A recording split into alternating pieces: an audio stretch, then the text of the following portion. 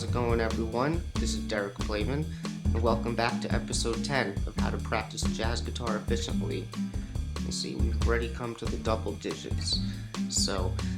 I'd like to begin, like I always do, by saying if this is the first video you've ever seen on this channel before, I'd really recommend that you go back to episode 1, start at the beginning, and watch these videos in order, because that's really how you're going to learn the most from them, okay? So, anyway, in today's episode, we're just going to continue again. We're talking about, the different things that we may do compositionally to acquire musical material to work on. And today, I'm going to start to discuss some of the things that you may want to consider when, working out different types of chordal ideas now. Okay? And these are the types of ideas that will obviously be used in things like comping or stuff like chord melodies or soloing or any kind of polyphonic soloing and solo jazz guitar arrangements. Now, I think it's a good idea to understand that while any given idea can potentially be used in all of those scenarios, I really think that comping should be the main one to focus on. Okay, so before I continue, I just wanted to let you guys know that, when I originally made this video, I wanted to originally include the examples that would be going along with the majority of what I'm going to be talking about in this video today. However, when I was making it, I realized that I had a lot to say, and it ended up taking a lot longer than I would have hoped. And I didn't want this video to be too long, so what I figured I would do is, in the next video, I'm going to spend that whole video dedicated to those examples and just kind of talking about them and kind of relating them back to what I might be talking about today. This way I don't have to feel like I'm just rushing you through those examples at the end of that video and just trying to get it over with, and you can devote more attention to that, on its own. So today's video, really, it's kind of like a good food for thought type of video where I'm just going to kind of give you a lot of different things that you might want to consider when it comes to your chord type playing and where the ideas might be coming from or how they're being generated or what your responsibility may be in different situations. So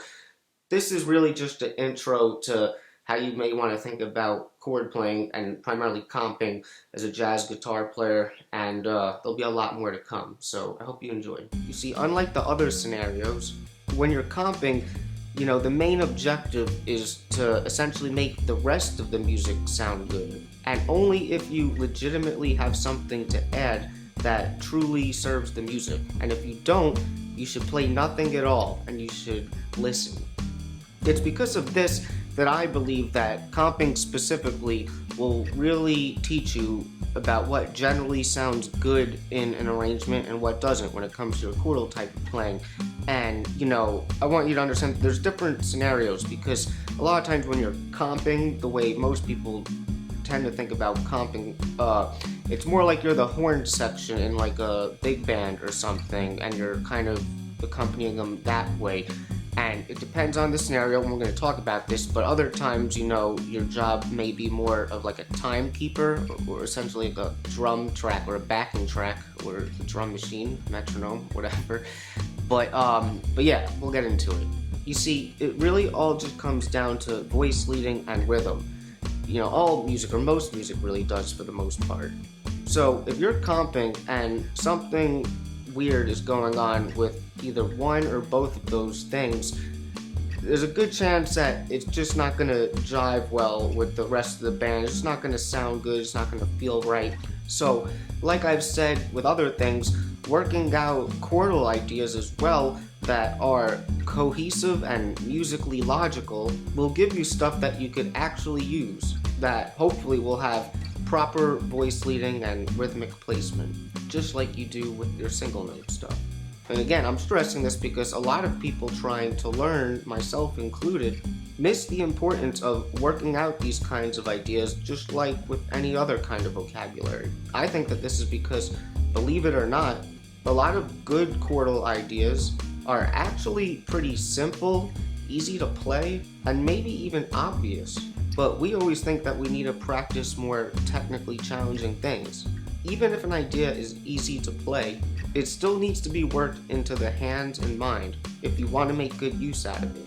So if you're neglecting practicing these kinds of simple pieces of chordal vocabulary, there's a good chance that you won't really have much of anything that will be solid to use in your comping. Now, in order to begin to have a good comprehension when it comes to knowing how to comp, I think a good place to start would be to make a distinction between two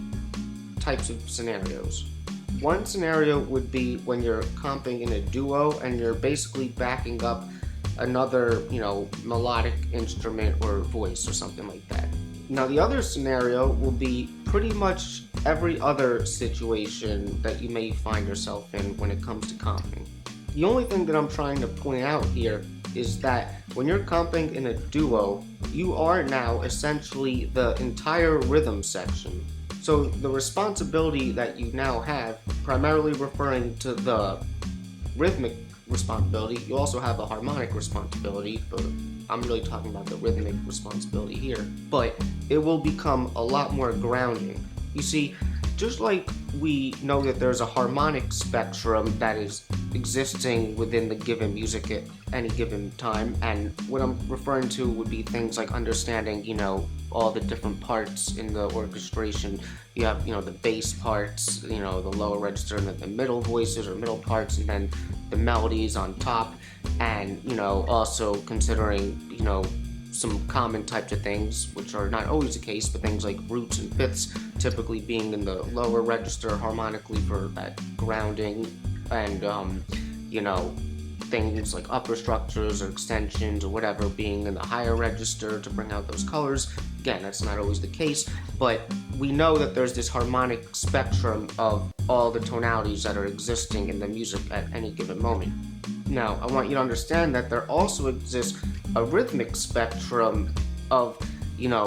where things are hitting, I guess, in relationship to the measure or the beat at any given moment. Jazz is primarily a rhythmic music, and although things like syncopation are a cornerstone to the style, that doesn't mean that the strong downbeats still aren't part of it. And in a full rhythm section, even though the truly rhythmic instruments like the drums and the bass can do things like employ syncopation at any given moment just to, serve the music in some sort of way, their primary role is really to feed the melodic instruments a strong sense of time so that hopefully they can create rhythmically interesting ideas in contrast to that. This is done by primarily playing things on downbeats in a musically logical way. So, as guitar players, when we comp in a duo, unless that duo happens to be with a drummer or a bass player, but like I said, that's not really what we're talking about here. But anyway, it's important to remember that you are now the one responsible for supplying the time. So you really should be thinking about playing more downbeats often than just these syncopated rhythmic hits. For me personally, I was confused about this kind of thing for a long time. I think that this was because my lack of experience or knowledge, I guess, caused me to perceive jazz rhythm, whatever that is, as this sort of syncopated, asymmetrical, and non-repetitive kind of thing that just sort of happened over time. But I was simply just wrong. This is why so many people who are just starting out learning how to play jazz guitar begin with things like the Freddie Green style of comping when they're playing in a duo. And for those of you who don't know what that is, it's really, we'll talk more about it in future videos, but just playing quarter notes on every downbeat as your basic comping rhythm, and that's obviously supplying all the downbeats, and it works great, especially at a medium swing tempo. I think that what can often happen today is that while newcomers to jazz guitar can appreciate the Freddie Green style of comping, they may feel that it might sound a bit dated. So when they go to try and comp any other kind of way, it's almost as if they throw away any foundational sense of rhythm and time that the Freddie Green style may have helped them establish. This is why making the distinction in your head about what kind of comping scenario you may be in is important, because it will really be the primary factor in determining the gist of really what you should be doing rhythmically. You see, for me, and likely many others in the past, I wasn't even thinking about whether I was in a duo or not. I think that if I was playing more up-tempo kinds of tunes, the Freddie Green style, while it could totally work and still thought that it sounded good at slower tempos, wasn't really what I wanted to play at those faster tempos. But you see, it's like I said before, by essentially throwing it out of my approach in the moment, I no longer was treating the downbeats with any kind of true importance. And where my chords ended up hitting in time, I guess you may say, were essentially random, without strategy, and like I always say, as if I was just trying to go for it and getting it to sound good in the moment. So, before I continue with this discussion, I also just kind of want to give a disclaimer about what I'm talking about here. First of all, let me just say that I don't think that I'm a good comper still. I think I've made a lot of progress, and I've made a lot of the progress through doing a lot of the things I'm going to be talking about in these videos, but just take everything that I say with a grain of salt. But also just keep in mind though that even though I'm talking, or I'm going to be talking about here, like working out these deliberate comping ideas, it's different from what you may do in a solo, because when you're soloing, you're really the one who's leading the direction of the band, and you're still listening. But when you're comping, you have to really listen and hopefully play something that complements what's going on with the solo. So the reason why I'm saying this is because even though I'm talking, or I will be talking about working out these deliberate ideas, this is just for the most part meant to kind of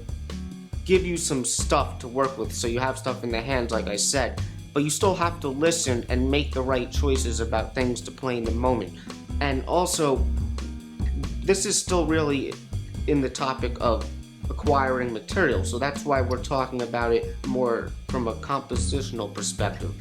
I'm gonna have other videos coming up where we are talking specifically about like how to practice comping, and when we get there, you're gonna see that that stuff has more to do with practicing things like the Freddie Green comping or the Charleston, because those are like the foundational types of rhythms and the things that will kind of develop your sense of time as a jazz guitar player. And even when you're breaking out of that, that's still the foundation, like I said before. So these types of compositional ideas you may compose yourself or get from me or whatever, they're great, and they're good things to practice, almost like an etude, like we've said in other videos, just so that you are used to kind of having these types of ideas in your hands. And also because, the rhythm of the ideas is obviously important, but also the way that the voicings may be put together in a particular example, that might be something that you're trying to get in the hand. So by having these ideas that you work out, you're gonna be more comfortable with knowing like the right types of things to play, essentially.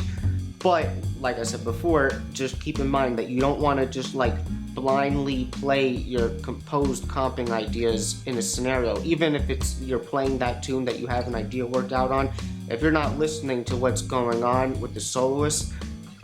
it may not jive, so you gotta be conscious of that. And I'm also saying this because when I play these examples today, they probably will sound good and like they're swinging and everything, and that's because I'm not backing up any other melodic instrument, so I'm filling up all the space today. So I just want you to keep these things in mind. So, going back to the Freddie Green thing, here's the thing: if you're gonna play on a more up-tempo tune, you wouldn't necessarily have to play on every downbeat. I'm not going to say too much on this in this video, but for now I'll say that generally speaking, as the tempo increases, you can state the time with bigger and bigger pockets. This would mean that at, a typical medium swing tempo like 120 BPM or slower, the actual time between the beats is longer. So you could play something on every quarter note if you wanted, and it typically won't feel too busy, and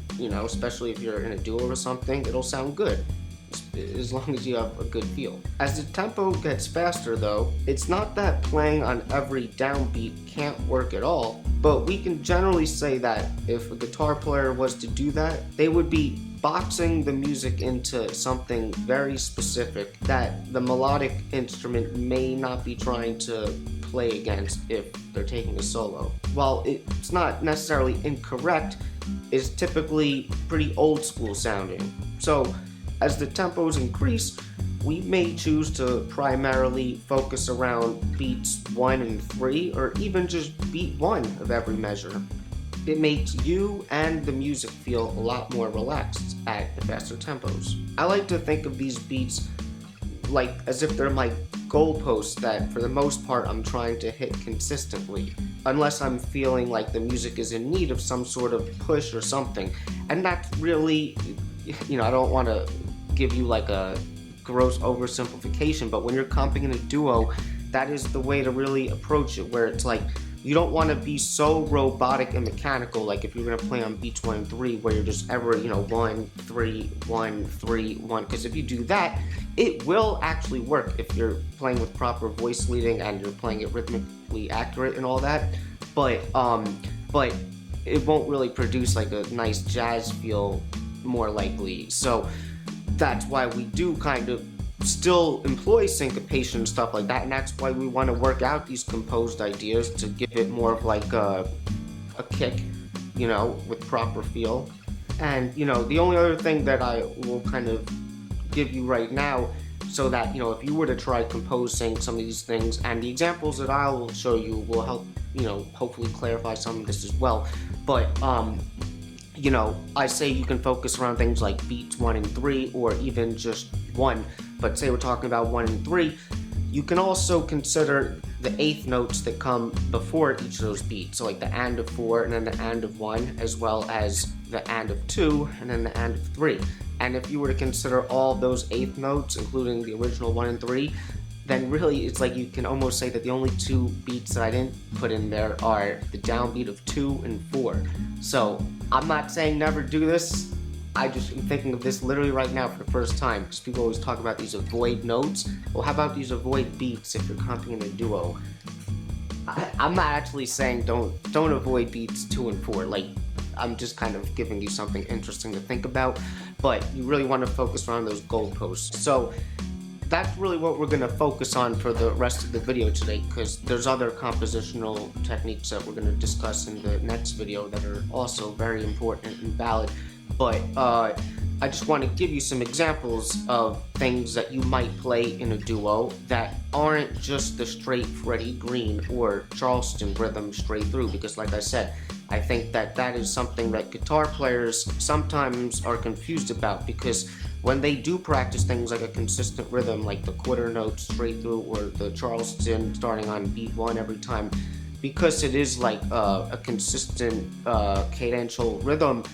it's easier for them at least to know like what to do, because they're very clear about what the rhythm is. But then they think like, oh well, I don't want to kind of make it sound like this repetitive riff, so I want to kind of make it sound more like authentic jazz, and then like I said before, they kind of throw that away. So working out these ideas again will hopefully give you more of a sense of things that you could do if you're kind of like freeing yourself out of those more sort of consistent rhythms. And yeah, so I want to talk a little bit about the voicings and how to consider what to choose now, because we haven't talked about that. And even though I stressed the rhythms and the importance of proper rhythmic placement when you're doing this type of work, but the voicings still have to be proper as well. So I just want to give you a few tips when it comes to selecting voicings that have good voice leading, that are actually very simple, and things that I almost think, well, at least the first one is almost like a very half-assed piece of advice, but I actually find it to be very helpful, especially if you haven't really ever studied anything like voice leading at all yet. And that would be, if you're trying to figure out like what voicings to pick as you move from one to the other, and you're considering the harmony in the moment, oftentimes you really just have to look where you are on the instrument and consider what the first voicing would be there, and then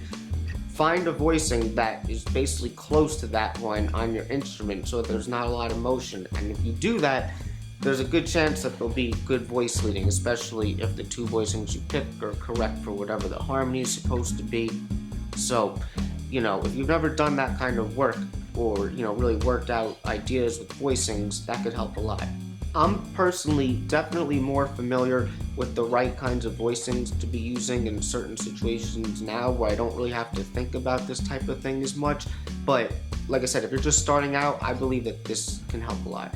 Another thing that would be great to consider, obviously, would be to follow the individual voices in the chords melodically, the top note of each voicing in particular. When putting voicings together, no matter what's happening harmonically, the top voice in particular of each chord should be moving in some sort of melodically logical way so that it sounds good to the ear.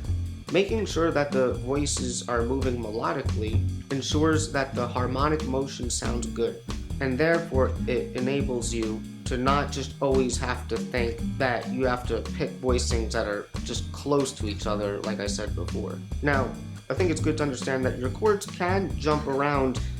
a little bit on occasion. It's just not to be overdone, as you ultimately want to achieve good voice leading. But if it serves the melody of what you're trying to achieve in the moment, it'll work and still have good voice leading anyway, because you're really just trying to adhere to a melody. Now, as far as the specific individual voicings that you may choose to employ, that's something that will be unique to your personal taste. But there are definitely also, like I've discussed in other videos, common and practical voicings that most fairly experienced guitar players are, at the very least, a little bit familiar with, and these are widely used, sound good, and fairly easy to play ideas with. And like I've said before, a lot of these voicings are, for lack of a better description, what I would consider to be stock shapes, or some sort of variation that's based off of a stock shape, where maybe it was something very stock and familiar, maybe you took a note out of it or altered a note to it or something like that. I think that a lot of people who are starting out trying to learn jazz guitar, who are trying to expand their chordal and harmonic knowledge, tend to first think about this type of thing more in terms of being appreciative of like individual voicings and trying to always find like cool voicings that just sound good to them as they stand alone by themselves. Obviously, this is part of it to an extent, but oftentimes, and probably more importantly, they're missing the various ways in which voicings can be put together to create a desired harmonic effect through smooth motion and voice leading. They have not yet studied the various applications on how a particular voicing may be used in different kinds of contexts or examples. Once you've gotten at least a little bit familiar with some of the various ways in which these common voicings can be put together in different musical scenarios, as well as established a firm rhythmic foundation for what you're doing, it will start to become more clear in terms of how to create comping ideas that sound good. The other thing that I would like to mention before we start to look at some of these examples, because I haven't mentioned this yet, is that if you're playing in a duo, more often than not, the voicings that you're choosing are going to be primarily, oftentimes, root position chords. Like I said before, if you're comping in a duo, you're basically the entire rhythm section, and in a proper rhythm section, you have a strong bass line that clearly defines the harmony and everything, and that is primarily created by playing the roots of the harmony, unless the music calls for something specific, that is unique. And yes, of course, even if you are comping in a duo, there are absolutely places for inversions and things, and not only that, but sometimes, and you may see this in examples, where you might play a root chord or root position chord on like a strong downbeat, and then it's like that's like your grounding sense of rhythm, and then there might be some space, so you might play like some upper structure voicings or something. Again, depends what the soloist is doing as well, but yeah, as you're working out these types of chords and voicings, obviously if you're in a duo, good idea to be thinking about root position chords. Alright, so like I said before, I thought that this video was taking way too long, so I think that we're just gonna cut it off right here, and next video we'll just go in fresh into these examples. So, if you guys have any questions or any comments or whatever, please leave them. I'm interested to hear what you guys have to say, and if you liked the video, I would appreciate if you gave it a like, consider subscribing, and possibly becoming a contributor to Patreon so that you get all the PDFs that I'm going to be including for only $5 a month. And yeah, that's about it. So I will see you guys now in episode 11. Swinging and playing the blues. That's what we about. I try to help you.